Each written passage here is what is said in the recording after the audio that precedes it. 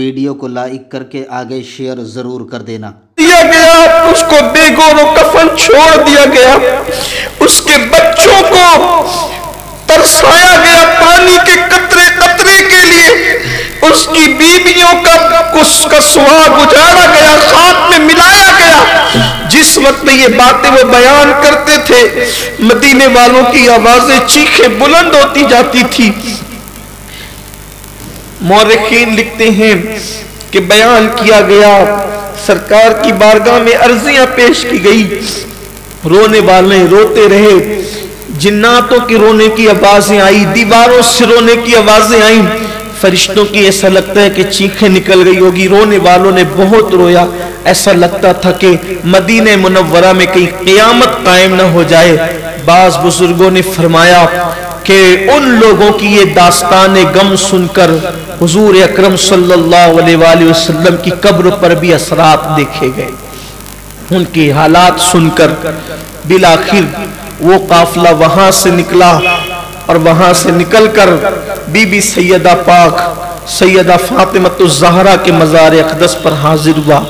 और फिर सैयदा पाक के मज़ार पे जाने के बाद वहां भी हालात पेश किए गए और फिर बिलाखिर इमाम ज़ैनुल आबिदीन ने सारे सरों को इमाम हसन और सैयदा फातिमतुज़ ज़हरा के कदमों में दफन कर दिया।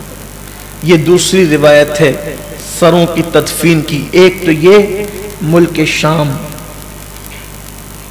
बाज लोग मुल्क शाम के मुतालिक भी कहते हैं कि शाम में दफन किए गए। मैं जब मुल्क शाम गया तो मैंने वहां पर 72 सरों की कब्रें देखी, वहां भी है।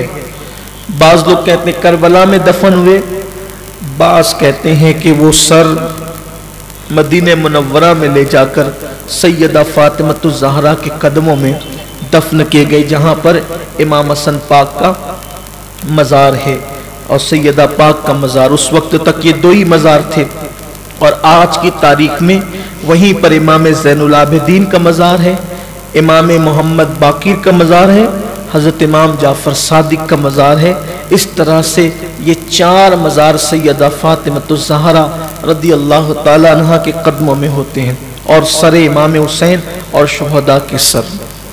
लेकिन एक बात और भी है, 3 रिवायतें होगी, मुल्क शाम की, करबला की, मदीने मुनव्वरा की। चौथी रिवायत ये है कि इमाम अली मकाम का सर अनवर जिस वक्त तो फिराया जा रहा था मुल्क शाम के आसपास, तो फिर वो सर बाद में यजीद ने अपने खजाने में रख लिया। उस सर के मुतालिक ये है कि उसने अपने खजाने में रख लिया, उसको दफन होने नहीं दिया। उसकी तमन्ना ये थी कि वो सरे मुबारक को जब कई दिन गुजरेंगे और तो जैसे और लोगों के जिस्म से बदबू आती है, वो सड़ता है, तो इस तरीके के कुछ हालात इस सर पर भी पेश आएंगे। लेकिन ऐसा नहीं हुआ, बल्कि जैसे जैसे दिन गुजरते गए उस सरे मुबारक का खून भी ताजा रहा और उससे मुश्क की खुशबू आती थी।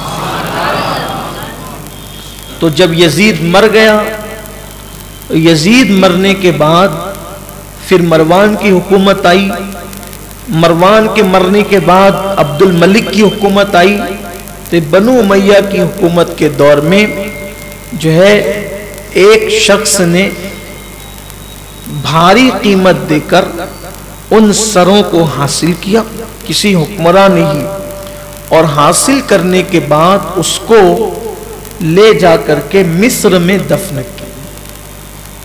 वो वाली मिस्र था, मिस्र ने दफन किया। बाज लोग कहते हैं कि मुल्क शाम में दफन हो गए थे, लेकिन जब मिस्र पर फातिमियों की हुकूमत आई, ये जो अहले बैत के मानने के दावेदार थे, तो उन्होंने वो सरों को वहां से निकाला और फिर वो मिस्र लेकर के गए।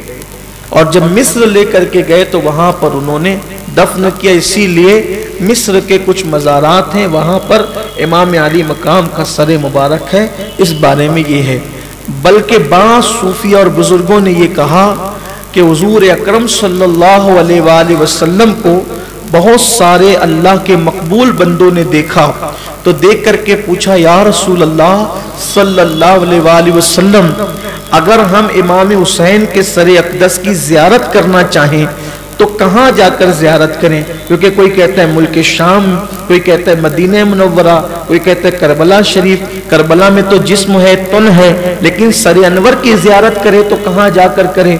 तो सरकार ने हुक्म फरमाया कि तुम मिस्र जाओ, वहीं पर हुसैन का सर है। तो वो सूफी और बुजुर्गों ने वहां जाकर इमाम अली मकाम के सर अक़दस की ज़ियारत की। यानी कि बाज़ अहले। वीडियो अगर अच्छा लगा हो तो लाइक करके आगे शेयर ज़रूर कर देना।